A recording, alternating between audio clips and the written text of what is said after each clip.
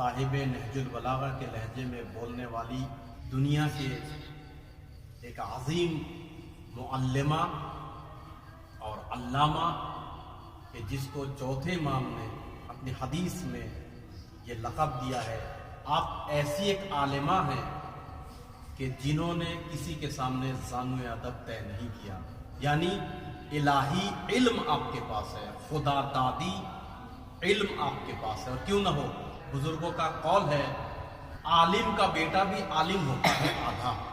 جو انسان جو کام کرتا ہے اس کا بیٹا بھی اس کام کا آدھا ماہر ہوتا ہے۔ یہ عرب کا ایک محاورہ ہے، عالم کا بیٹا آدھا عالم ہوتا ہے۔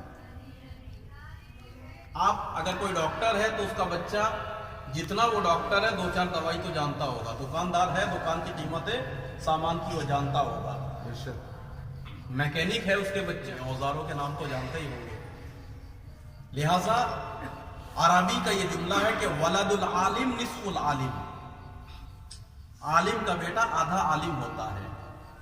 کائنات میں نبی ہے مدینۃ العلم، یعنی علم کے نگر، علم کے شہر، اور علی ہے دروازہ علم، وہ بھی کیسا عام انسان کا نہیں، علوم الہی، علوم کائنات اور مافوق کائنات، اس کے علم کے شہر اور نگر ہے نبی، اور علی ہے حضرت زینب کے بابا جو باب العلم ہے۔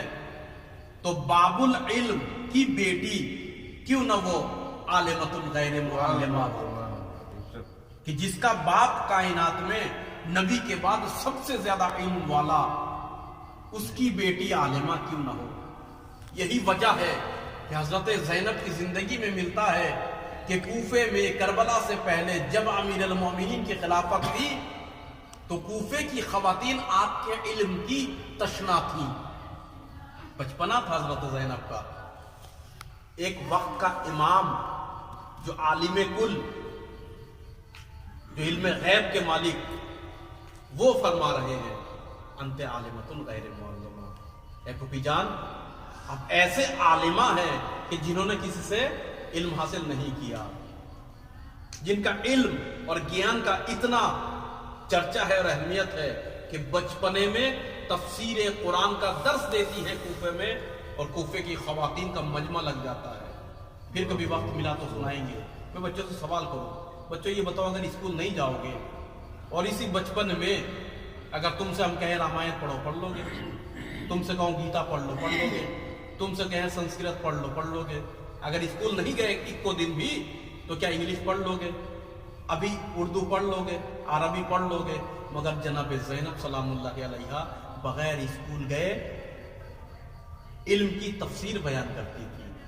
اپنے زمانے کے، میں آپ کو یہ سمجھاؤں، اپنے زمانے کے سب سے اہم علم، مثلا مثال کے طور پر آپ کو پتہ اس وقت علم کا عروج ہے، دنیا میں علم کا بول بالا ہے، سب سے اہمیت والا علم کون سا ہے جو آسمان کی باتوں کو بتائے؟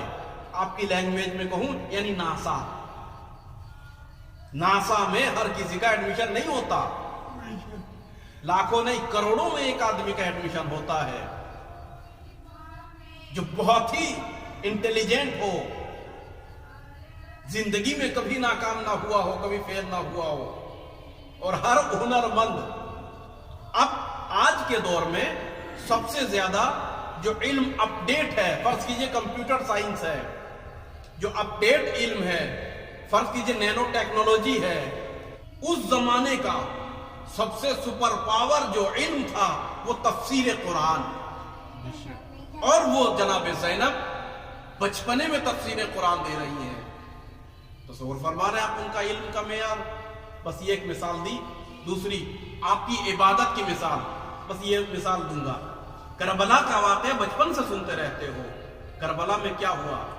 تمام دن بے دردی کے ساتھ، کبھی بیٹے کو جناب زینب کے، کبھی بھائی کو، کبھی بھتیجے کو، وہ بھی کیسا علی اکبر جیسا، سیرت صورت حسن علم جمال کمال میں نبی کا ہم شکل بیٹا اون محمد۔ اس کربلا کے رات بھی آپ کی نماز شب قضا نہیں ہوئی۔ وليا وحافظا وقاعدا وناصرا ودليلا وعينا حتى تسكن أرضك طوعا وتمت